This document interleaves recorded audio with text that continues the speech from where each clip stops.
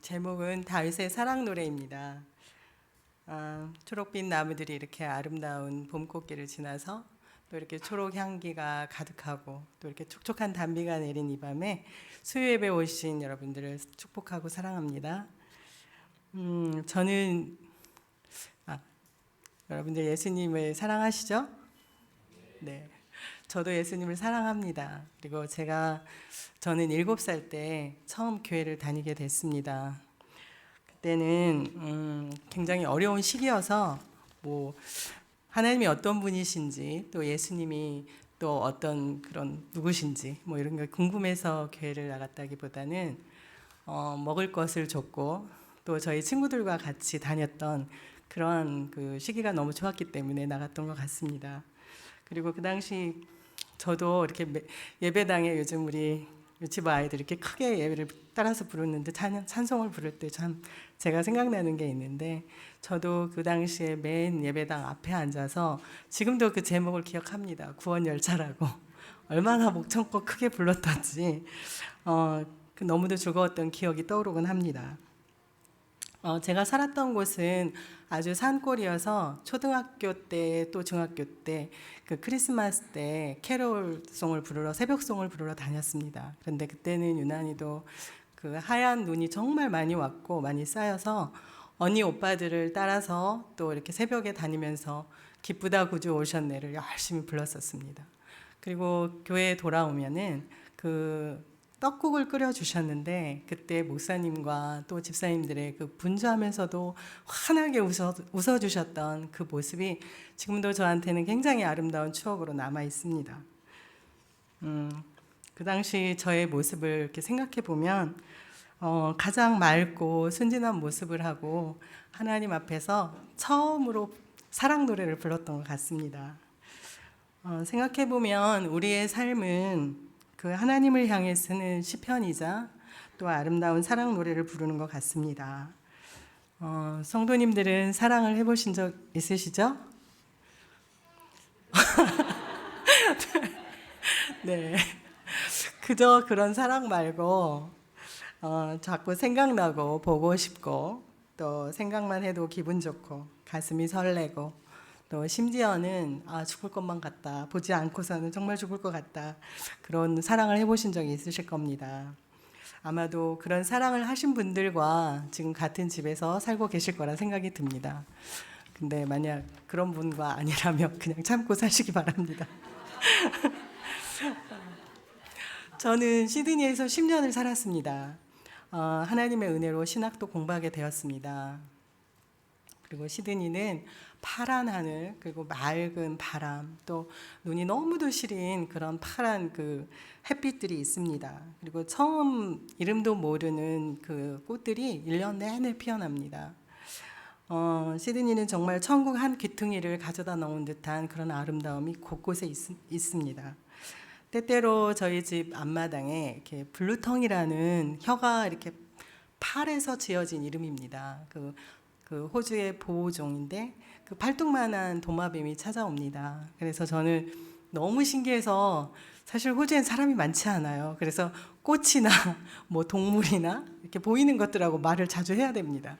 그래서 제가 너 너무 신기하다. 너 어디서 왔어? 너 정말 이쁘다. 그러면 저하고 정말 눈을 마주하고 같이 움직입니다. 이렇게.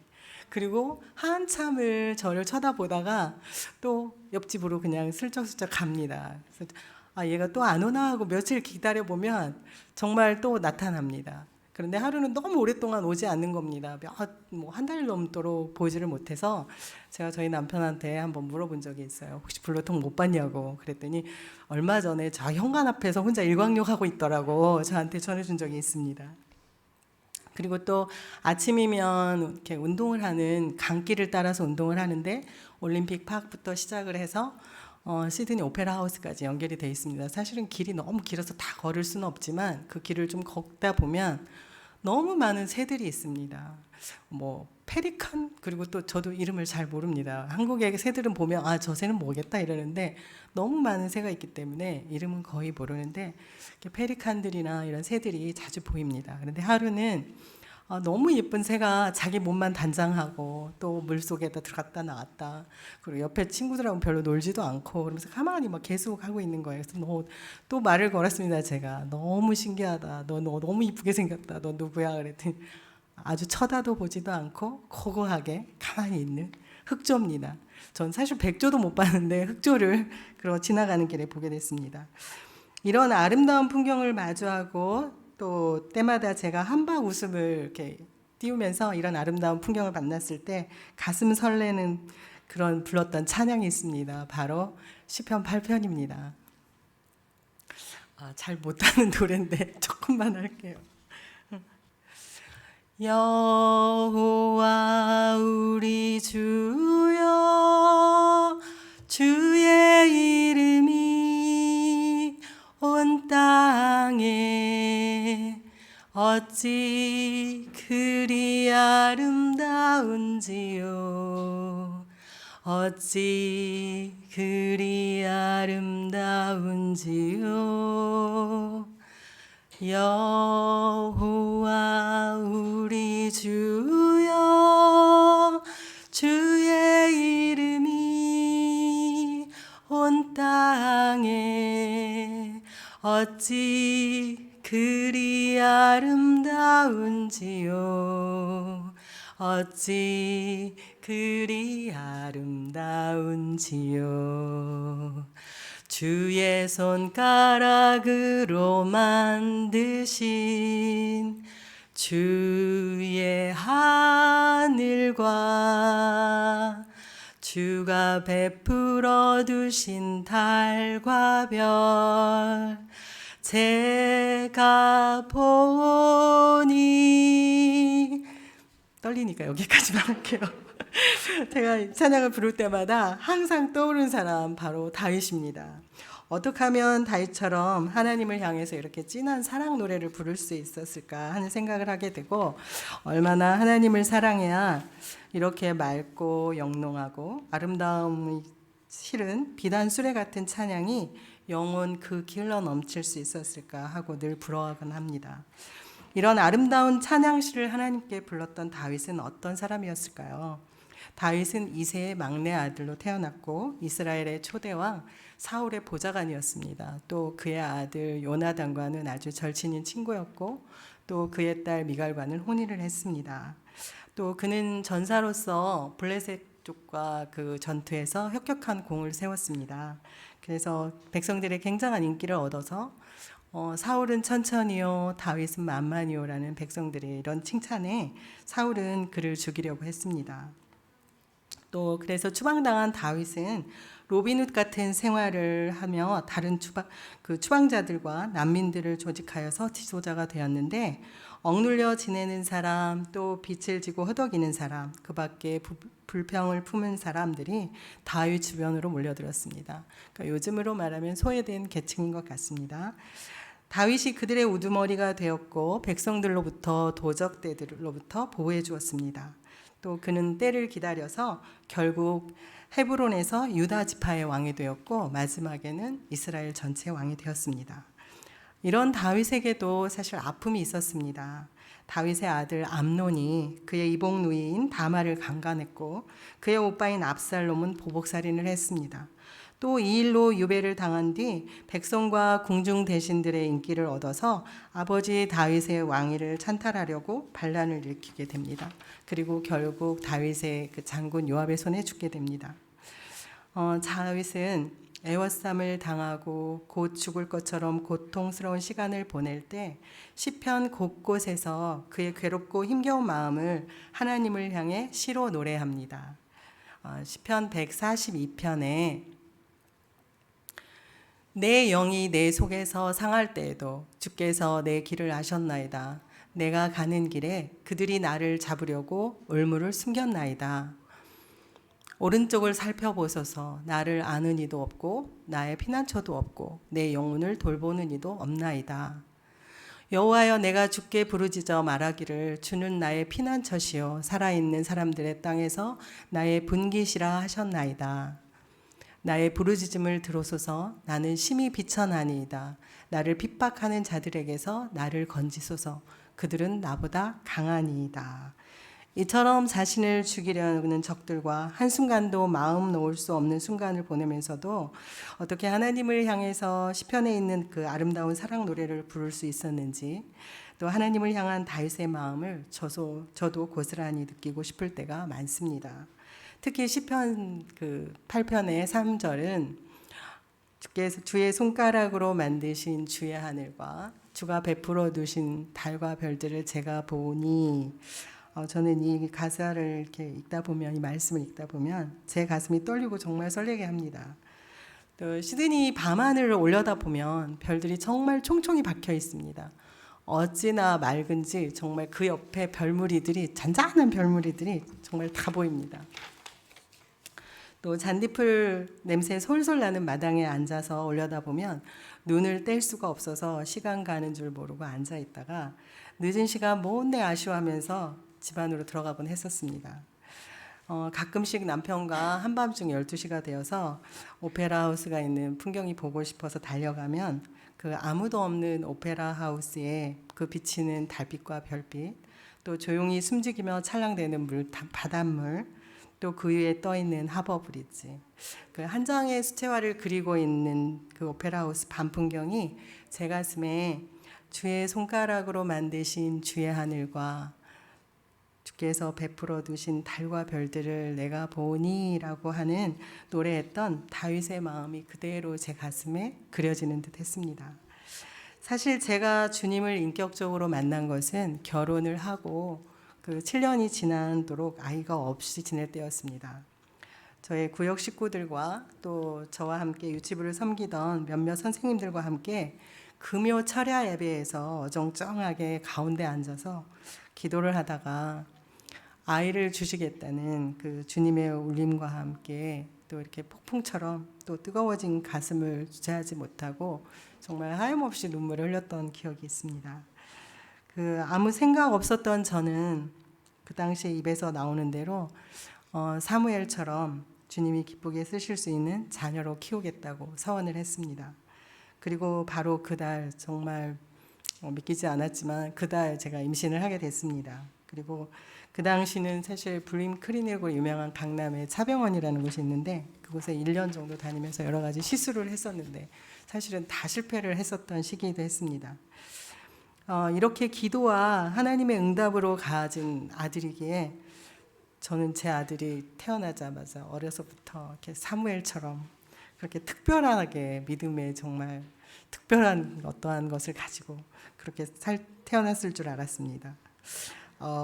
그런데 그냥 평범한 아이였습니다. 그리고 그냥 그렇게 평범한 아이로 자라서 자신의 계획과 소원대로 시드니에 있는 경찰대학에 입학을 하게 되었습니다.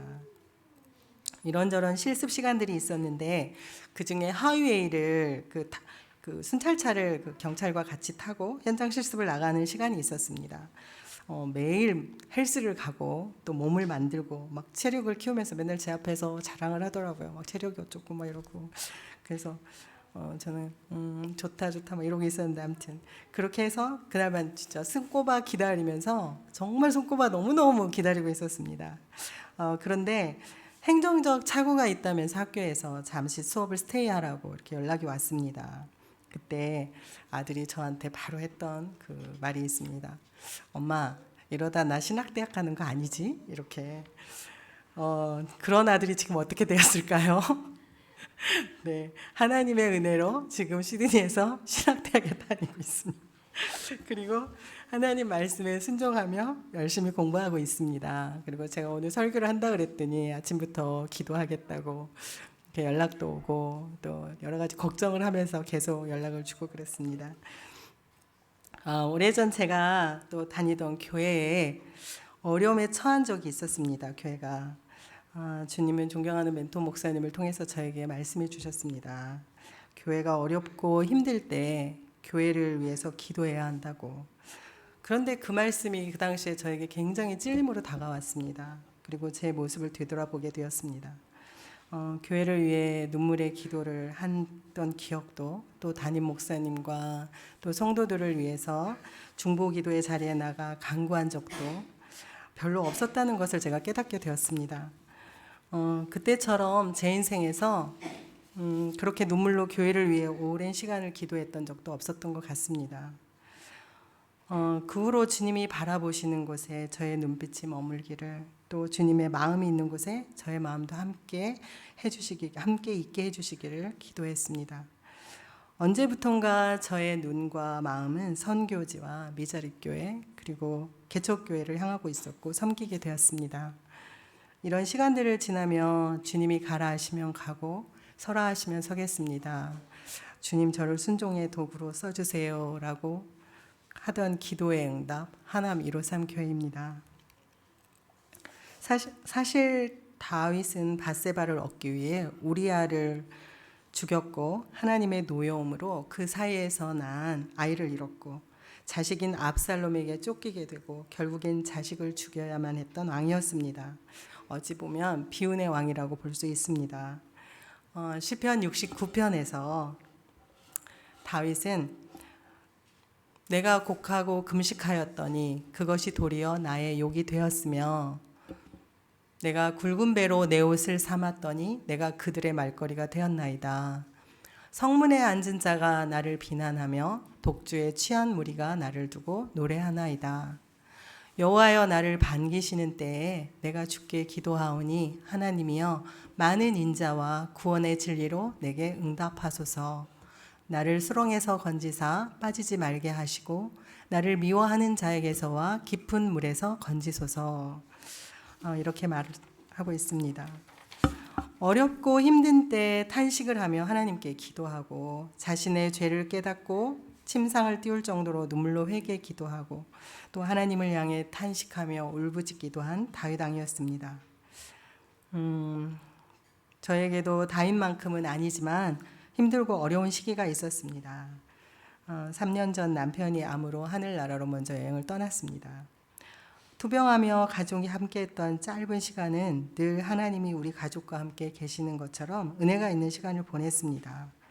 항암할 때마다 따라가서 아빠와 함께 보내고 오는 아들과 남편은 항암하는 날이면 소풍 가듯이 과일, 물, 또 제가 내려준 야채 주스를 싸들고 또 현관 앞에서 가족이 함께 꼭 안고 기도하고 병원으로 밝게 웃으며 아들과 함께 출발하곤 했습니다. 그런 남편이 막상 그 하늘나라로 가고 난 후 몹시 힘든 시간이 찾아왔습니다. 그때 제가 하나님께 쓴 시가 있습니다. 근데 그 당시에 썼다가 컴퓨터 한쪽에 넣어놓고 보지 않다가 얼마 전에 이제 다시 한번 보게 되었습니다. 근데 그 당시에 제 마음이 이랬었구나 하고 저도 알 수가 있었습니다.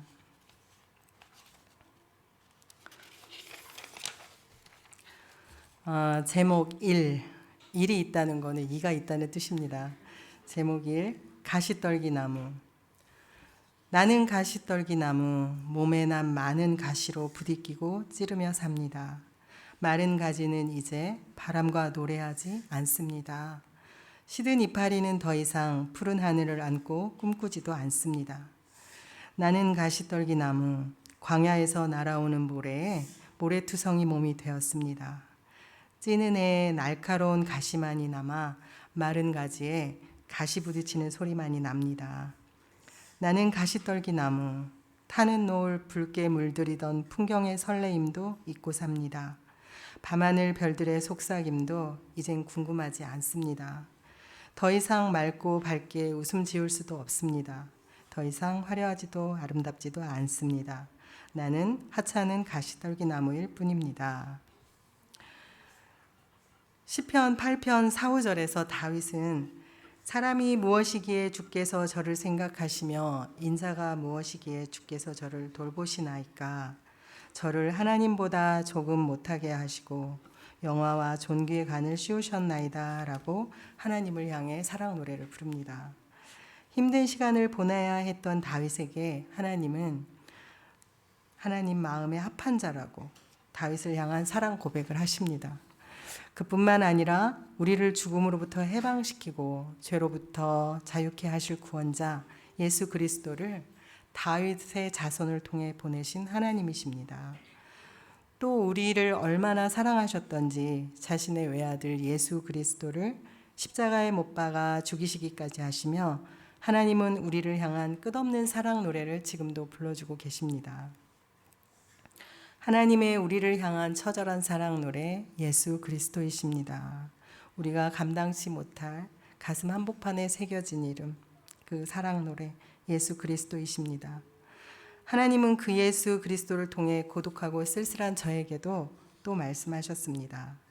제목 2, 너는 내가 사랑하는 가시떨기나무.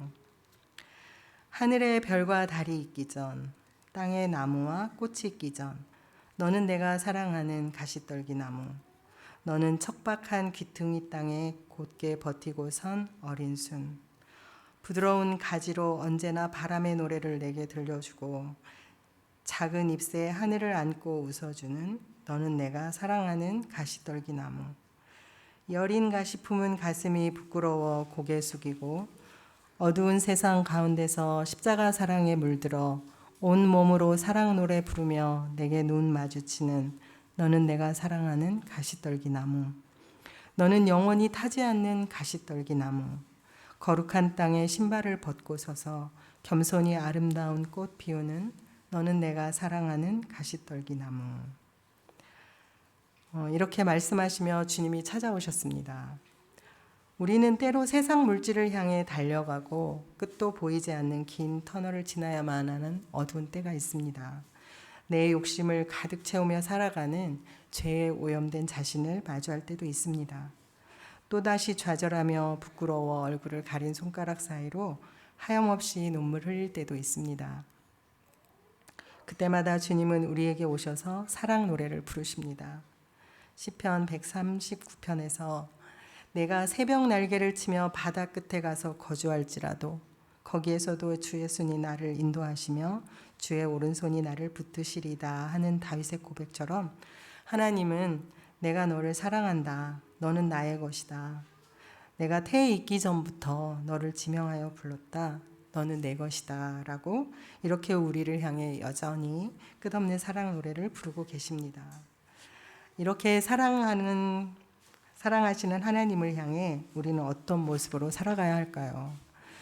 우리가 하나님을 만나게 되면 우리 안에 기쁨이 정말 넘치고 넘칩니다. 이렇게 보면 모든 것들이 다 임재해 계시는 것 같고 주체할 수 없는 정말 기쁨이 넘치는 것을 경험하시게 될 겁니다. 기쁨이 넘치면 주님을 향한 감사가 끊이지 않게 됩니다. 보이는 것, 또 만나는 모든 사람들이 소중해지고 그리고 기쁘고 즐거워서 기도 향기 가득한 찬양으로 하나님을 향해 나가게 됩니다. 시편 100편과 148편에 온 땅이여 여호와께 즐거운 찬송을 부를지어다.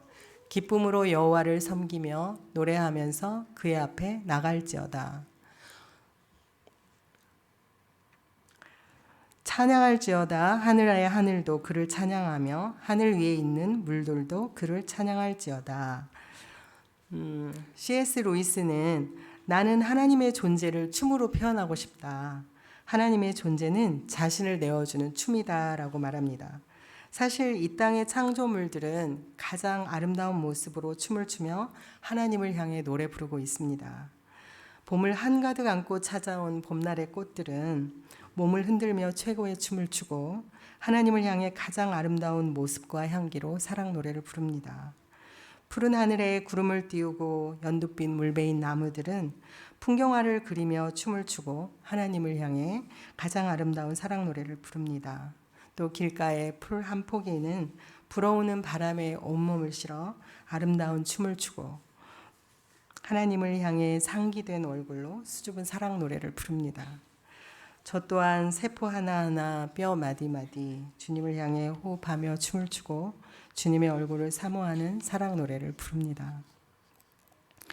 여호와 우리 주여 주의 이름이 온 땅에 어찌 그리 아름다운지요 어찌 그리 아름다운지요 라고 사랑 노래한 다윗처럼 저는 오늘도 여호와의 아름다우심이 그윽한 이 땅에서 눈과 가슴이 벅차고 설레어서 시편에 주님 제가 주를 기뻐하고 즐거워하며 지극히 높으신 그 이름을 찬송합니다 라고 밝게 웃으면서 하늘을 항상 바라보곤 합니다. 매일 하는 일입니다.